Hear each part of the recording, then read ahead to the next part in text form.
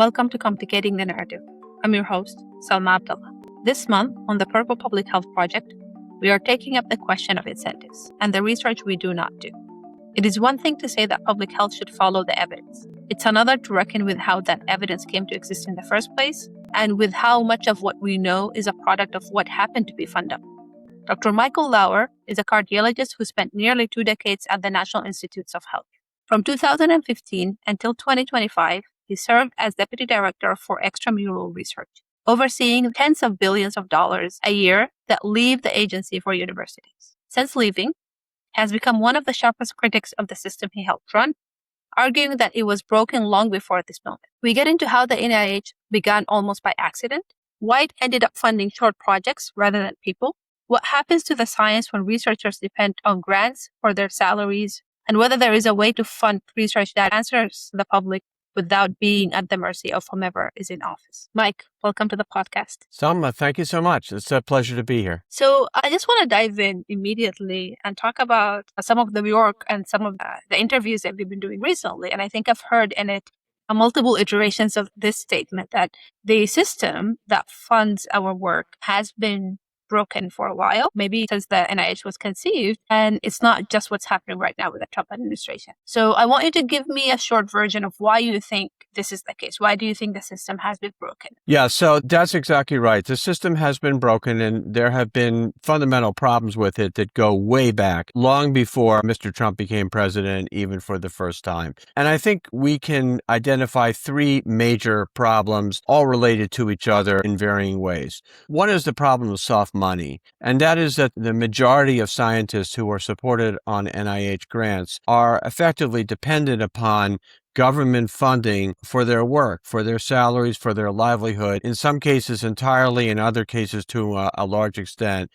And it creates a very anxiety-provoking situation where one's primary worry is whether or not one can remain funded and employed, and not so much whether or not one can have deep thoughts about where science should go over the next 10 to 15 to 20 years. And then along those lines with the soft money, there have been a variety of misaligned incentives, and we can certainly talk about them, that have evolved over the decade that have only made the soft money problem worse. What it has done is that it has created a surplus of scientists. We have too many scientists chasing too few dollars, which means that all the anxieties that go along with soft money are exacerbated. The second major problem is that the system focuses on projects. And on the one hand, this may seem obvious. That's what we do in science. We do projects, but that's actually not really the way science works for the most part. The system is essentially a small grants business where we fund a very large number of relatively small projects.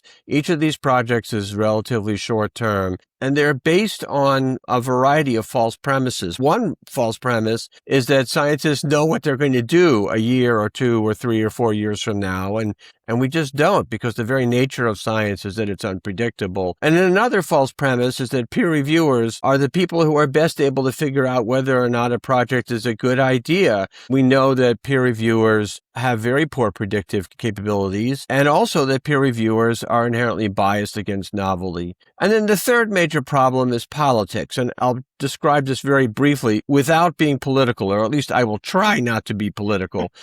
There is nothing new here about a tension between political people and non-political people. And by non-political people, I refer to civil servants in government as well as to scientists working in universities and medical centers for probably close to 100 years. There's been a big debate as to who should actually be in control.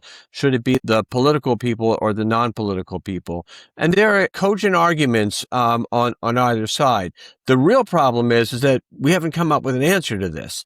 And so the problems that we're having today are really a reflection of a long-standing debate that has never been settled. Those are the 3 issues, I think, that have led to all the problems that we have in our system today: very low success rates, complaints about peer review, lack of novelty, a reproducibility crisis. All of these things, I think, can be linked to the fundamental flaws in the system, which are longstanding. I think this is really helpful. And I wanted to say a statement of reading the history of the NIH made it click to me, at least, or for me, why we're having those problems right now, which it shouldn't be a statement. I think reading the history of almost everything will help you understand where we are. But it was fascinating for me as someone who applies and works with NIH grants. So I do want to start, especially when we talk about how this tension existed for a long time, with the history of the NIH. So if we can just take a detour to talk a bit about when was the NIH created, what was the main goal, and how did we get to the grant system that we have today? Yeah, that's a fascinating story. So it actually starts in the late 1800s. I think it was 1879. The NIH started with a one-room laboratory that was in Staten Island. It was primarily focused on coming up with new diagnostic techniques for malaria, tuberculosis, and cholera, which were major problems at the time. And then eventually it morphed into a government laboratory that not only focused on infectious diseases, but also certain non-infectious chronic diseases like pellagra. The agency, until the end of World War II, what then became the National Institute of Health, it became the National Institute of Health. And by the way, notice that's a singular. National Institute of Health. That happened in 1930 with the Ranzo Act. But there was no real money there. It was a small government lab. And what work was being done extramurally didn't really happen until World War II. Before World War II, the primary nonprofit funder of university biomedical research was the Rockefeller Foundation. During World War II, the military all of a sudden had a great need for university-based research, most of it obviously on weapons, but there was also an interest in medicine. So the government set up something called the Committee for Medical Research, a rather bland name. And this Committee for Medical Research funded projects, many of which were done in universities and medical schools, and they accomplished a great deal. One of them was the figuring out ways to mass-produce penicillin, which saved countless lives, particularly among soldiers who were wounded. They also did work on vaccines, anti-malarials, wound treatment, blood replacement products. The war then comes to an end, and this Committee for Medical Research is continuing to support projects. The government decides to dissolve the committee, but the projects are still there. So somebody has to take the projects. So the projects were then transferred to the National Institute of Health. Now, the National Institute of Health in 1944 had convinced the Congress to include a provision in the Public Health Service Act that said that they had the authority to issue grants. They had no money to issue grants, but they had the authority. Now, all of a sudden, they get the money because these projects got handed to them. But then something miraculous happened, which is that the cost of producing penicillin went way down. Suddenly, the NIH had $800,000, a lot of money, especially in those days. They suddenly had $800,000 that they did not know what to do with. So there was a fellow by the name of Cassius J. Van Slyke, who actually was the first person who had the job that I later on had at NIH. He sends a letter to the deans of the medical schools saying, we have a little bit of extra money. Let us know whether or not you'd like to use this. And if so, let me know by return post. He assumed that nobody was going to respond because in those days, scientists did not like the government.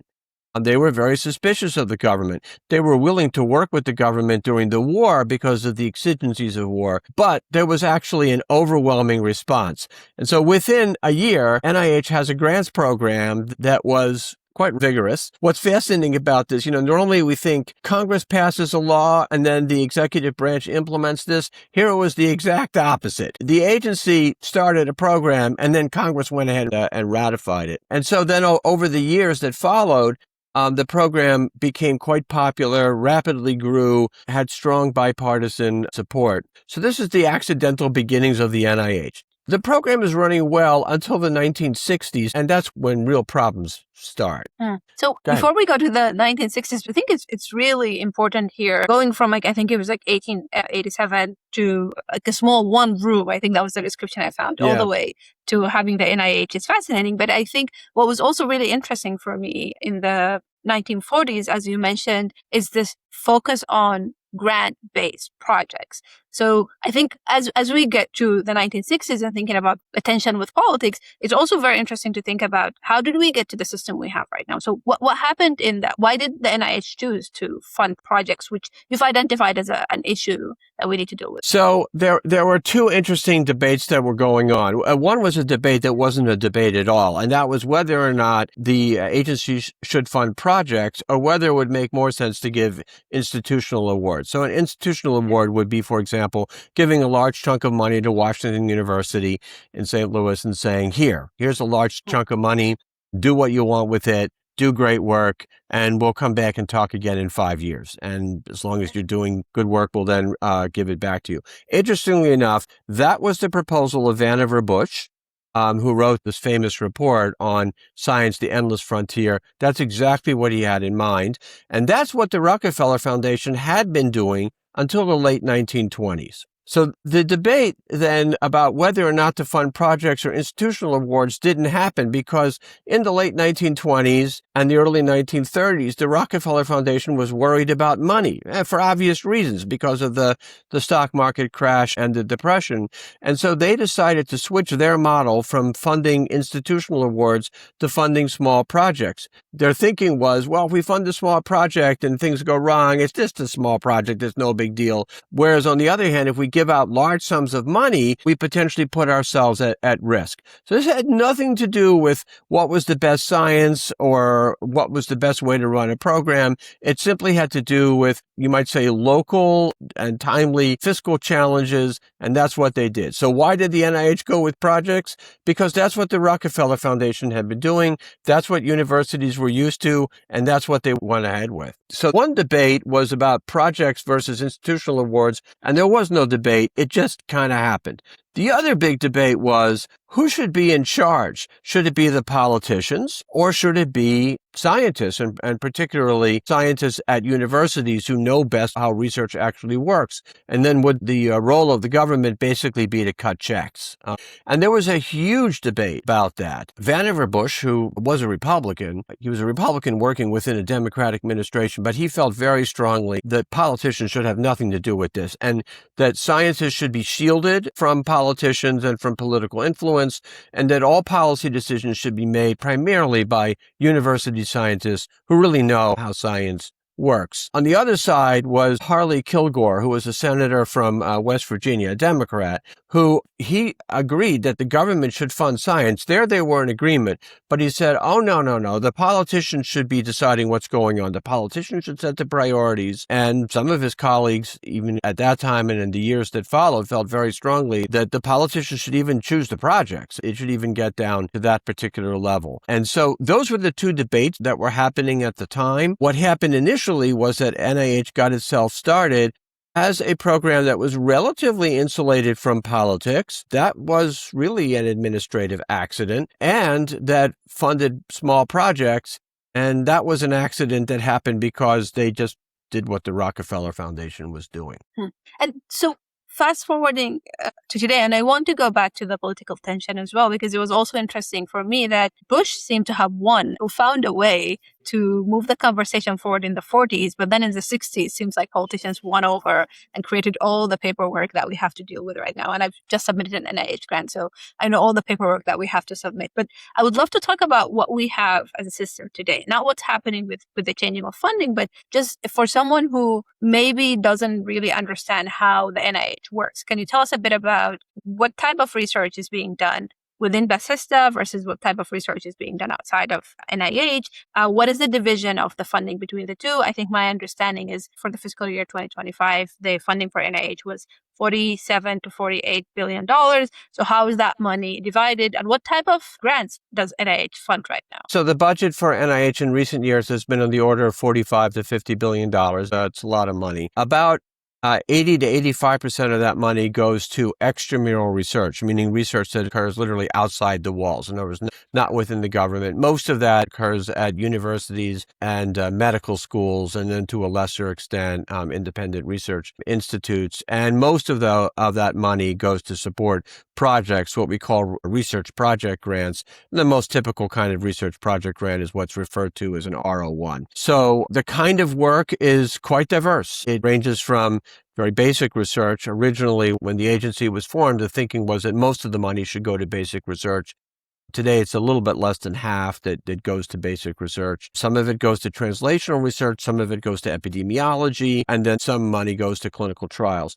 There are also some money, not much, but still it's real money, that goes to support what we call infrastructure project, like the so-called CTSAs, Clinical Translational Awards, also cancer centers, and then the various research networks, so the cancer research networks and the various infectious disease clinical trial networks and so forth. Most of the extramural money is distributed in the form of grants. There's a smaller amount that goes out in the form of contracts. For example, a number of the clinical trials and biobanks are supported by contracts, and there the government has a lot more control over what's actually going on. It's a very high volume system. The agency gets about 80,000, 90,000 applications a year, and right now they're funding less than 20%. Very different from how it used to be. By the way, when I was applying for NIH grants in the late 1990s, the success rate was about 35%. About 1/3 of grants got funded. Today, it is maybe a third of that, or a little bit better perhaps, but it's much, much worse. I actually saw this. So two things I want to ask about before we get into specifically into the flaws and the numbers of how we got here. The first one, I didn't realize between 1998 and 2003, we had an expansion in the funding for NIH. And then I guess maybe that's also linked to the political system at the time. That was an interesting factoid. I wasn't sure what happened then. And it seems like since then it's become flattened, which aligns with some of your arguments about how we kept expanding the science, but not necessarily the funding for it. But this other thing is exactly what you said. I think it's last year, maybe it was a Nature analysis or a BNS, that it was actually 13%.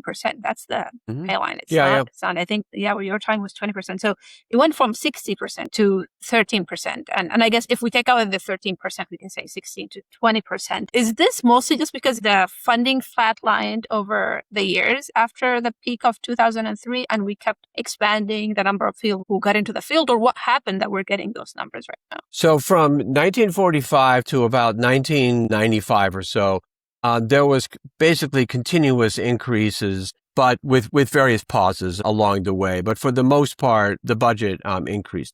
In 1994, a Republican Congress was elected, and the people who were heading it, primarily Newt Gingrich, were budget hawks. They were saying that the government is spending way too much money. But the interesting thing was that the one thing that they felt that the government should spend money on outside of defense was medical research. And this was something where there was strong bipartisan agreement. And if anything, the Republicans were stronger advocates for biomedical research than the Democrats, because the way the Republicans saw it, this was the one domestic priority. The Democrats had and still have many domestic priorities. For the Republicans, this is what government should be doing. And so between 1998 and 2003, the NIH budget doubled. It was amazing. It went up by 15% per year, and that was deliberate. And if we have anybody to thank for that, it's the Republicans. I mean, again, it was bipartisan, but it was the Republicans who were primarily driving it. All right, what happens in 2003? In 2003, we find ourselves in two wars. There's a war in Afghanistan and there's a war in Iraq, both of which are extremely expensive. The other thing that we find is that tax revenues have gone way down because in 2001, Congress passed, at George Bush's behest, a significant tax cut. So now monies that were available for domestic programs are drying up, and the Congress essentially flatlined spending for NIH for the next 10 years. But because of inflation, it wasn't really a flat line. It was actually a cut, and it translated into a cut of about 20 to 25% over those 10 years. Now, what happens when all of a sudden there's a lot more money? So universities from the, let's say, mid-1990s to the early 2000s, money is just pouring in. There's so much money pouring in, it's almost like they don't know what to do with it. So what do? They put up new buildings, and I'm sure this is true at your place. I'm sure that if you look around your place, there are beautiful gleaming research structures that went up around 2000 to 2010.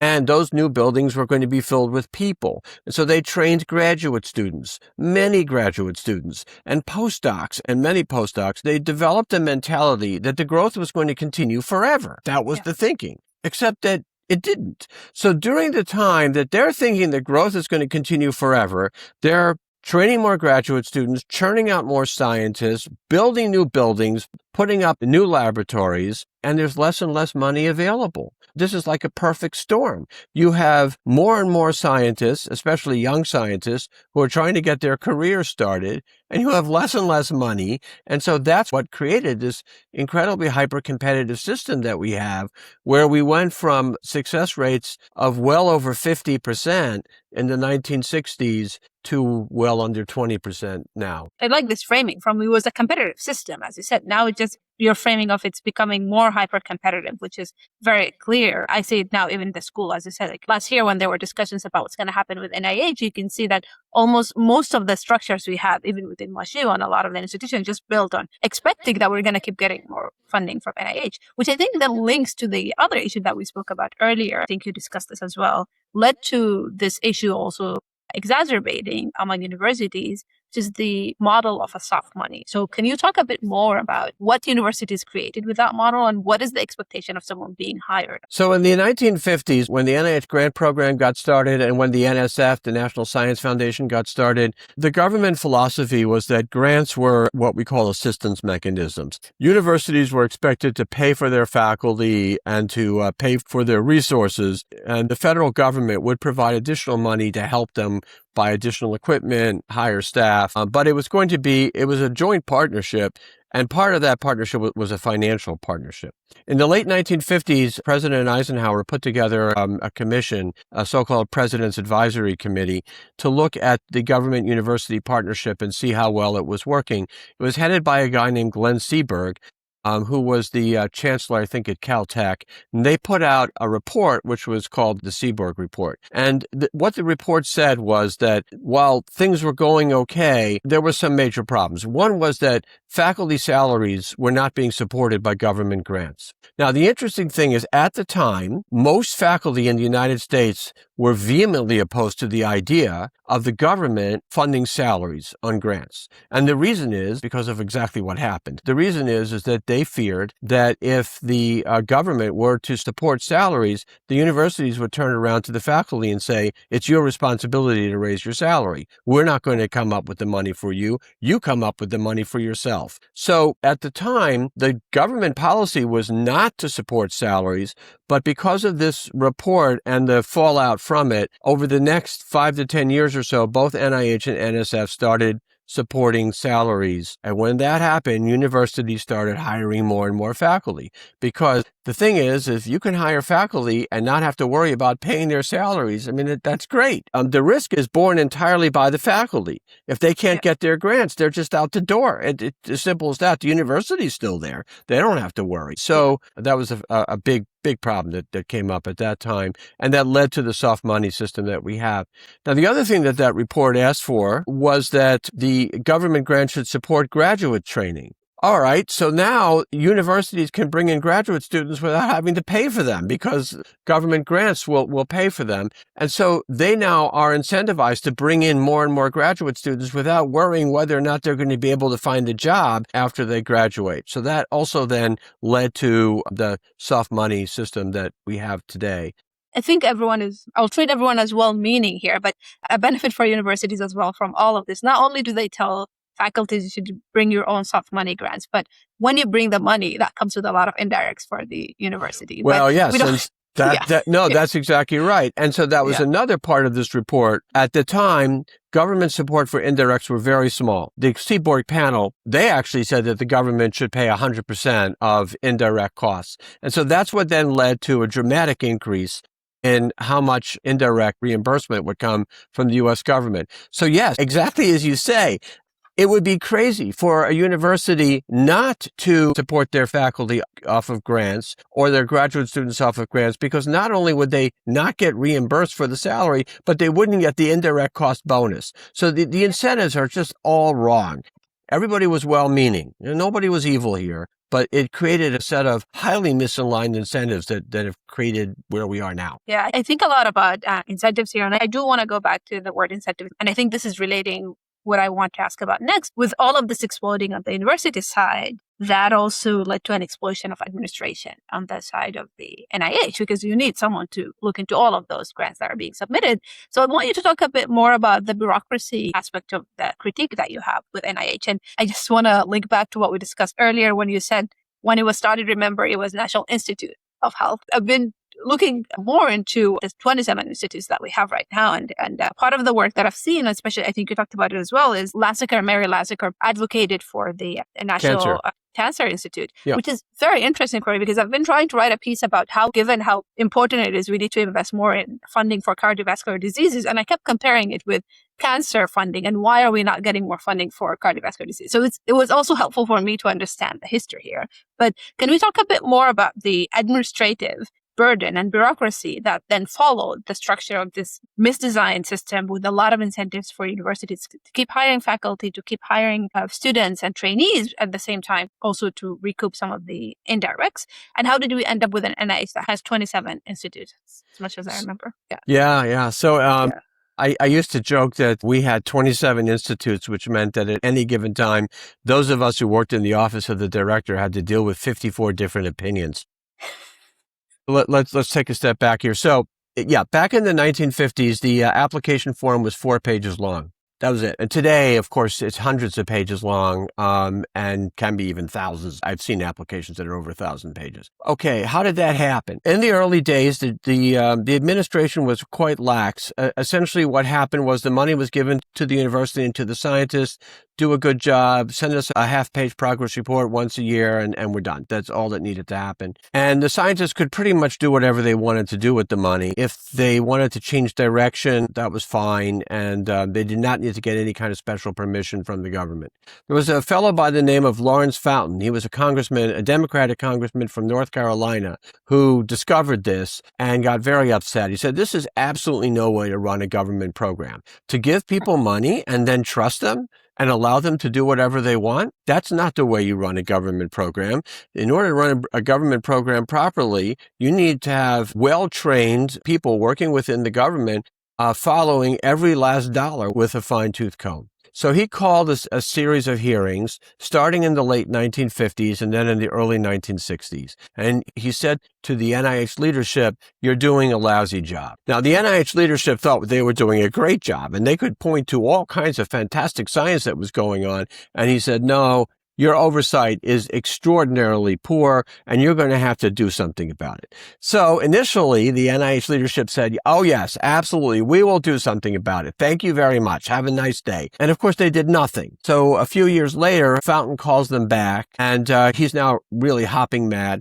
Jim Shannon was the director of the NIH at the time. I actually worked in his building, the so-called Shannon building. And he's at a congressional hearing, and he says to Congressman Fountain, basically, you don't know what you're talking about. You don't know how science runs. This is the problem. The problem is you do not understand the philosophy of science. Science is unpredictable. Scientists should follow their noses. And what we are doing by allowing scientists to do what they want to do is good practice. And furthermore, all the issues that you have brought up about grant administration are trivial. And that's the word he actually used. So could you imagine, you walk in front of a congressman and you say, well, your concerns are trivial. This is not going to go over well. So this was a huge mistake. Congress people very well known for taking critique and not reacting. That's correct. And during the time that when I was working in the government and I spent a fair amount of time on Capitol Hill, I was told, there are just certain places you do not go. And just be very, have a cordial relationship, but be careful. So this is why we have this is how it all started. The administrative bureaucracy and the complexity of the administrative bureaucracy really begins in the 1960s when Congress indicates its extreme dissatisfaction at the way the agency is running.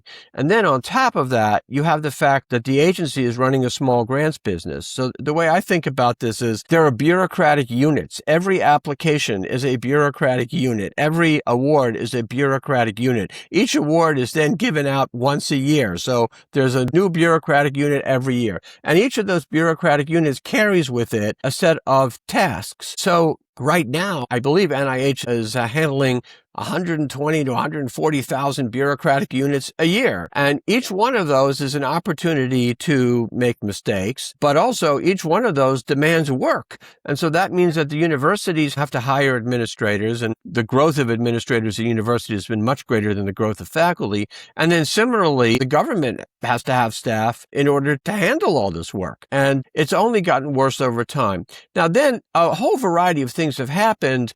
There were, of course, the infamous Tuskegee experiments, which led to the development of the IRBs, problems with animal welfare, which led to the IACUCs, problems with genetic research, which then led to, various rules about recombinant DNA work. All of these events were serious problems. All of the efforts to deal with them were well-intentioned, and all of them only made the bureaucratic complexity worse and worse and worse. And then on top of that, you have every agency does their own thing. So for universities that deal with multiple agencies, it's even more complicated. I think that was the most surprising part for me. Not just that the paperwork, where it comes from, but also realizing that different institutes just have different laws or different guidelines and different expectations. And I was wondering, during your time at NIH, is this something that do you have a lot of say in how you frame the guidance for how different institutes need to work? Is it more about the advocacy that one institute gets versus another? How is it governed that you have just sometimes very, very divergent practices within different institutes? As you mentioned, we went from having one institute to having 27.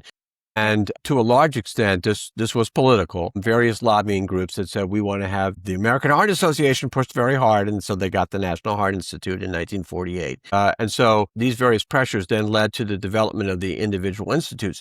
The individual institutes are extraordinarily autonomous. And the reason why is because Congress awards the money to the institutes, not to the agency as a whole. So NCI gets, 6 point whatever billion dollars, and then NIAID gets $5 billion, and NHLBI gets $4 billion, whatever the numbers are. But those particular numbers are determined by Congress. And so that means that the institutes have an extraordinary amount of autonomy. And it's the institute directors that make the final funding decisions. It's not the NIH director, it's the institute directors. And so that means that they have an extraordinary amount of power. So during the time I was there, I would hear complaints from university advocacy groups and so forth about how difficult it was that the different institutes had different policies, different requirements. And when I would bring this up with my colleagues, they would say, oh, that's very, very unfortunate. And that would be about it. But, we have a wonderful system and we're special. Our system works very well for us. And by the way, this is NIH on a micro level, but on a macro level, NSF and NIH use different computer systems and also have a different set of rules. And NASA has a different set of rules, and they may be on a different computer system as well. And so it makes it even more complicated for institutions to be able to navigate basically a huge bureaucratic mess. So all of this, I think, culminates to some of the work you've done. And we're seeing then, if we're thinking about the bureaucracy, if we're thinking about the soft money approach and what is required to inequities, I guess, or inequalities then, and who gets funding from NIH versus not. And you've done some work on this. So can you talk a bit more about what we're seeing right now and who gets the money, which organizations get the money or not? And I have to say, to be completely honest, I've submitted NIH grants before. I was at Boston University and here at WashU. I usually just have to worry about the science part of it. I have people who worry about all the other things that need to be submitted. I have colleagues in other institutions who don't have that luxury and have to worry about the additional 100 pages they need to submit as well. So let's talk a bit more about that. And why do you think we're now also in a situation where we're seeing those inequities? Yeah, so in some respects, this also goes back a long time. President Johnson in the 1960s complained that there were 20 or 30 institutions that seemed to be getting half the money. And he didn't understand why that was the case. Washington University, by the way, has been one of the top 20 institutions, if not one of the top 10, for a very long time. So that's one issue, is organizational inequalities, that you have a small number of institutions that are getting most of the money. In some respects, there's an argument for that. Innovation happens where you have lots of people who are all together and there are meetings of the minds, and they have large hospital systems. They have access to many patients. They can build core laboratories that can do lots of very cool stuff. And success begets success, right? We get more money, and then I have an administrator who can do all the additional administrative work for me, so I can focus on that. That's right. But now let's look at from the point of view of scientists, and this is where the inequality has definitely become much worse, particularly over the last, say, 20 or 30 years or so. When you have a soft money system, you have winners and losers. So the people who win, they get their money, they're able to support their laboratories, and the people who lose, they lose. Now, that might seem obvious, but they lose in a big way because they're on soft money, they don't have many more chances. And so unless they can get money from someplace else quickly or somehow quickly recover and get another grant application funded, they drop out of the system. So what then happens is over time is you have an increase in concentration whereby the successful people are, if anything, able to garner more and get more, particularly if they work at wealthy institutions that can provide the kind of support, like you're getting. And those people who are less well-resourced or less successful within the soft money system are going to get less and less. Now, this is in some respects a reflection of income and wealth inequality generally, which has been a subject of, a great deal of worry among policymakers as well as a great deal of scholarship among economists. And in many respects, the patterns that we've seen in research parallel what's been happening in society writ large. As when the system got wealthier, particularly in the late 1990s and early 2000s, who were the people who benefited? Well, they were the people who were already there, the people who knew how to write grants. So now all of a sudden there's more money available. They quickly wrote their grant applications, got those grant applications funded, and so they brought in more money. Whereas the people who were the losers, they were quickly crowded out. Now, then another problem that comes up is that in 1984, Congress amends the laws affecting retirement. At that time, academics had to retire at age 65. That was mandatory. And that was ended as of the early 1990s. So now you have scientists who are in their 60s, who have been doing very well, who know how to write grants, who've been doing this for many years, have built up large laboratories. As you say, success begets success. Why should they retire? They're doing fine. They're doing very well. So they don't want to retire. And the universities certainly don't want them to retire. They're bringing in money and they're bringing in indirect. So if anything, they're going to support them even more. So the result is that also leads to more and more scientists within the system, because the scientists who would have retired and left the system are not doing that. They're still staying in the system, and they are crowding out particularly younger investigators who are trying to break in. And just looking at some of the numbers of work you've done, I think in 2021, the top 1% of investigators get about 10% of project grants, and then that's up from 8% in 1998, I think. But also I think the top 10% get about 70% of grants. That to me was the big number, and like the bottom half, I think, gets less than 5%, or right. The bottom half get essentially nothing. Nothing. Get very little, and again, this is something which reflects what's happening in society writ large. If you look at income inequality or wealth inequality, now it's not only that the top 1% have been getting more money over time, and this particularly worsened after the doubling, after the NIH got more and more money. The increase in concentration among the top 1% or the top 10%, if anything, worsened. But the top 1% are very different from the bottom 99%. The top 1% are old white men, and the bottom 99% are not. Yeah. So they are people who not only are they getting big grants, but they're also getting more grants. So it's not just that they're getting the big $1 to $2 million grants, but they're also getting more of them. And speaking of the retirement age statistic, that was actually very interesting for me as someone who was hoping to get a lot of grants before the age of 40. That it seems like the first R01, I think 2028, I'm not sure, 2010. Yeah, the average age for the first R01 grant was 42 to 45, which is, again, wild to me that that's where we are right now. Which And is, it goes back to what you're saying. Yeah.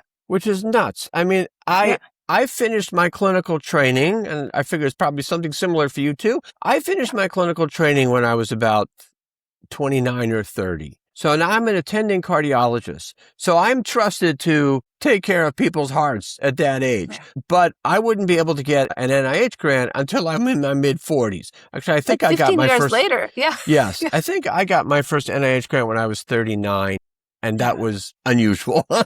Yeah. Why is that happening? I think a big reason why that's happening is because there's just less room in the end. The system has become increasingly hyper-competitive. There's a greater and greater proportion of scientists within the system are older, are over the age of 60. It went from about 8% to 25%. And so it's just there's a lack of room. That's the fundamental problem.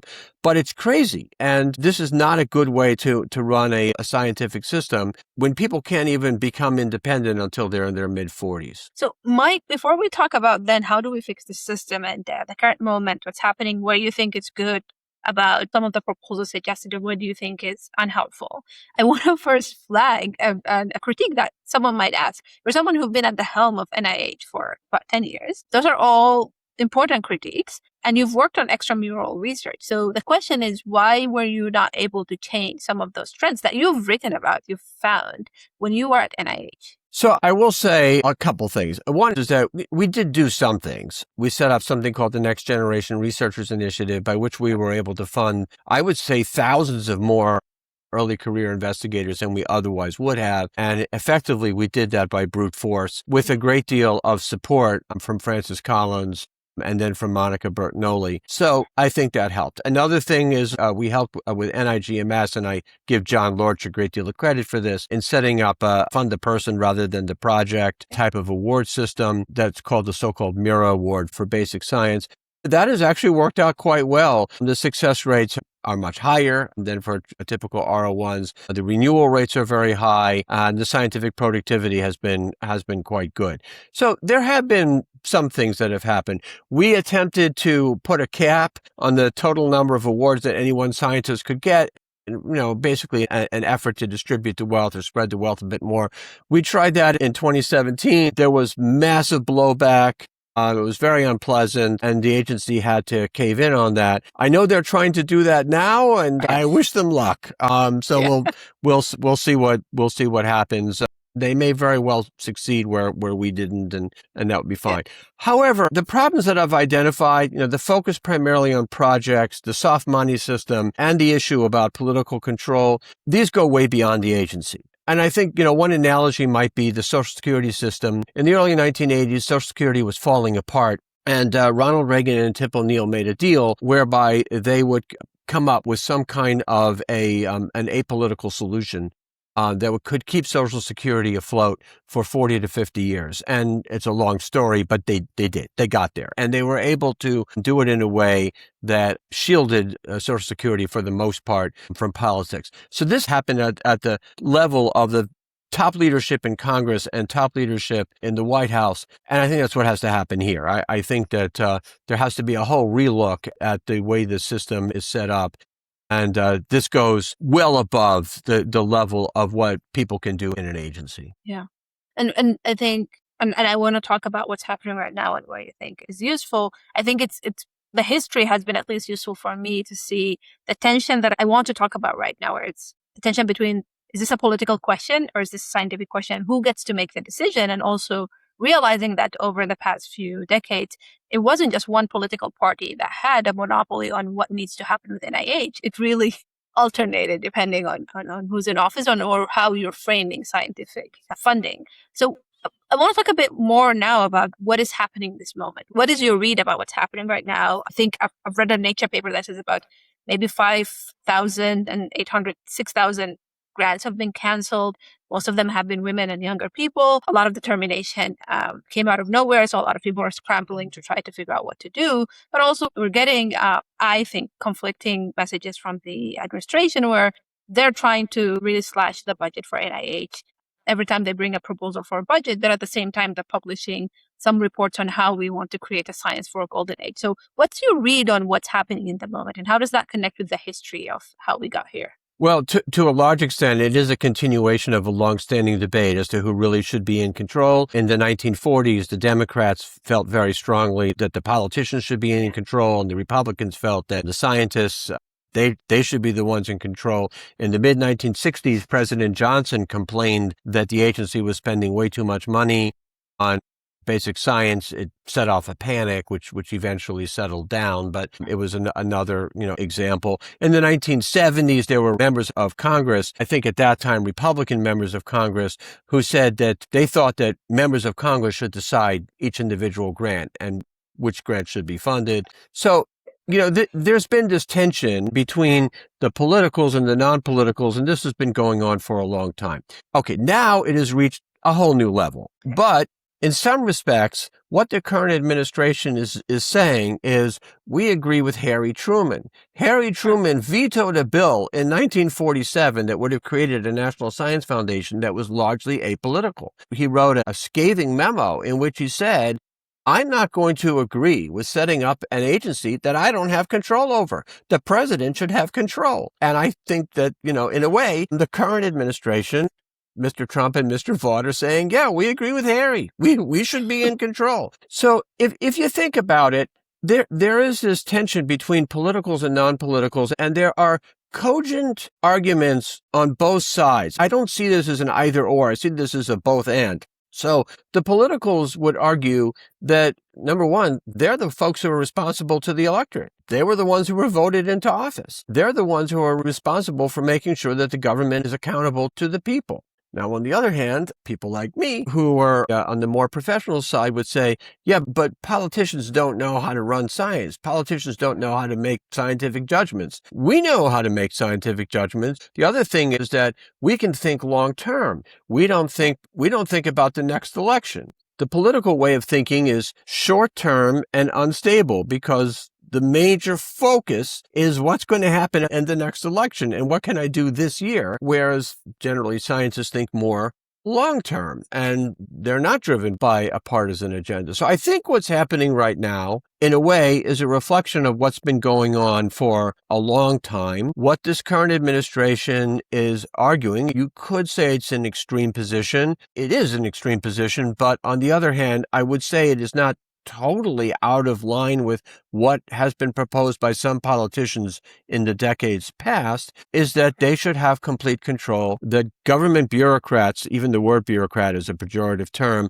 that they are not to be trusted, that universities cannot be trusted. The grant terminations that happened, this happened after I left. I have to say, I've personally extremely painful. But these are political terminations. There are terminations occurring at various universities that the administration doesn't like, primarily for political reasons. We heard that with the Department of Energy that there were grants that were terminated solely because of how the state voted in the 2024 election. And then there are certain areas, diversity, gender science, COVID, vaccines, climate change, that for any of a variety of reasons ruffle political feathers. And so even though these are not political projects, they're science projects, the projects have been terminated for political reasons. So I do think this is a very problematic time in that essentially the pendulum has swung to an extreme in one direction. And I think what we need to do is reframe the way we think about the problem. The problem shouldn't be, should the politicals be in charge or should the non-politicals be in charge? But rather the question should be, how do we set up a system that is accountable and transparent and responsive to the needs of the public, while at the same time run in a professional, competent, and nonpartisan way? Yeah, I think that's the tricky part. I think I remember a few years ago, it wasn't this administration, it was before that, but there was a congressperson who, I think every few hearings, they'll bring up some grant that NIH is doing where they're just like, I don't understand, why is this even something we're funding? And it's very hard to explain to them is sometimes you do science for the sake of science and something happens later. And that might be part of the tension as well. Like, we understand how hard it is for a politician to explain why they are looking at the saliva of some vertebrate or some animal somewhere that might one day lead to an advancement in science or not. So that might be a tricky part of the equation and how we address that. But I wanted to then, if we're in a very problematic moment and we're thinking, and I appreciate you linking this to Social Security, which I actually think that might need another moment like it happened in the 80s right now to figure out what to do with Social Security. What do you think we can do? And there have been a few proposals out there. I've seen some of your proposals as well. But do you think this is a moment where we can use to think about how do we restructure the system? How do we make sure that we don't create another misaligned incentives that might lead us to, again, being in a system that is full of bureaucracy and might not actually lead to the optimal results that we're looking for? So Winston Churchill once said, never let a good crisis go to waste. And I think Rahm Emanuel said that too. So yeah, let's not let a good crisis go to waste. So this is an opportunity to seriously rethink what's going on. It will have to be whoever the next president is, I presume. But it would be wonderful to see a future president and a future Congress. And I don't think that it necessarily has to be one party or the other. It just has to be different people than whom we have now. That they would say, okay, we are going to figure out a way to get politics out of science. We do need to have a system that is responsive and transparent and accountable to the electorate, but it also has to be in some way insulated from politics. Now, I have some ideas. One idea that I've put forward is that we should stop funding projects and we should stop making decisions based on prospective peer review. Instead, we should give out institutional awards. So, for example, we give out a big institutional award to Washington University, or we give out a big institutional award to a network, a consortium that does clinical trials or some other kind of work. And basically we say, okay, Washington University, you know who your good people are, and you know who your good teams are. You know what your strengths are, and you know what your weaknesses are. And what we ask of you is that you do great science. We want you to do, cutting edge, rigorous, high quality science. Now, the first thing that happens is that you're not writing grants anymore because you're not allowed to write grants. In fact, there are no grants to write. Your job is to contribute to a vibrant scientific machine that is your university, along with various other people whom you are collaborating with elsewhere in the country, elsewhere around the world. And that's what you're going to be graded on. So your ability to be able to continue to get funding later on down the line will depend upon your demonstrating to us that you are producing high quality science. And given who you are and given the kinds of people you are, we're certainly not expecting everybody to be successful. In fact, on the contrary, we expect that many of your people may not really accomplish all that much.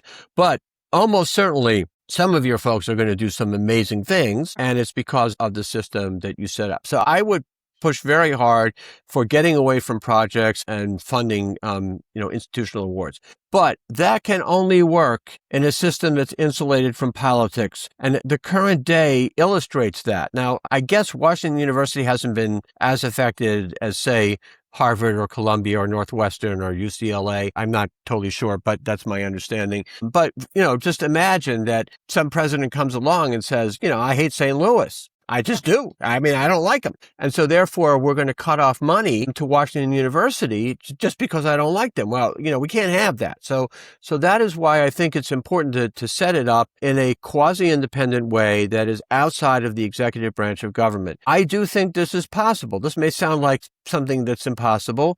We actually have something along those lines, and that's PCORI, the Patient-Centered Outcomes Research Institute. I was actually part of the original work that created PCORI. PCORI is not a government agency. It is supported by the government. It's also supported by health insurance policies, but it is supported by what we call mandatory funds, meaning funds that are not subject to discretionary changes every year. So they are in a position where they're able to make longer term decisions. I'm not saying that they're isolated or, totally free of political influence, but I think it's less so. And in any case, the people who work there are not government employees and they don't report to political people. However, they're wholly accountable to Congress. It is the Government Accountability Office, which is a congressional unit. They appoint the governance. They do annual fiscal reviews. And so you have a system where science is supported, which sits outside of the executive branch of government. I'm not saying that's what we should do, but the point is that there are ways in which with some very smart people and creative thinking, we could come up with a way to support science that sits outside of the political structure that we have right now. Yeah. I was actually wondering if you had a chance to look at the Science and a New Golden Age report that just came out of the White House. And some of it echoes some of you were saying. I think just thinking about how do we reduce the paperwork burden. Some people have seen some of the critiques of it, that it tries to create a system that is looking more like venture capital system. So maybe that's not the best approach moving forward. But I wanted to get your thoughts on, I couldn't reconcile some of the recommendations for golden tickets, for example, or supporting a person, which I think that's great. But maybe because I'm an early career person, I think that's great. How does that align with supporting institutional units? Or are those two things just by default incompatible? I did take a look at the report. A number of the criticisms of the system reflect what we've been talking about over the past hour, and they're true. They're correct. I do worry about the thinking about venture capital. Venture capital has supported some basic science, but for the most part, venture capital is more focused on supporting the kind of work that is more likely to lead to a marketable product. There has been more support of venture capital into basic science over recent years. That is true, but not to the level that we really need. And I think one thing that is missed here is that there is an important role for government, irrespective of how we actually do it. There are certain kinds of research that just won't happen if the government doesn't support it. The most typical, of course, is basic science, but also clinical trials that involve already existing therapies. So let's say hypertension trials one of the trials I was involved with was the SPRINT trial, which compared aggressive versus less aggressive management of high blood pressure. There was no way a private company was going to support that. And so that was an extraordinarily important trial, and if it hadn't been supported by the government, it wouldn't have happened, or it would only have happened after a substantial delay. The Framingham Heart Study, and point of disclosure here, I did my research training there, but the Framingham Heart Study is an example of an extremely valuable scientific resource that would not ever have been supported by private industry. So I think that's something that was missed in there. And then, of course, and I don't blame Dr. Kratsios for missing this, because after all, he's part of this administration, but it doesn't really address the question about, is there a way in which we can somehow insulate science from politics while at the same time, assuring that it's accountable. Mike, thank you so much for taking this time with me. I really appreciate it. I think I will end up with just one final question. If we can't get a commission set up, if we can't do something right now that is long-term, and hopefully we will at a certain point, what do you think there is something that could be done tomorrow that's maybe an easier lift? If someone in NIH can do this work, or even at the investigator level, what could be done that could change or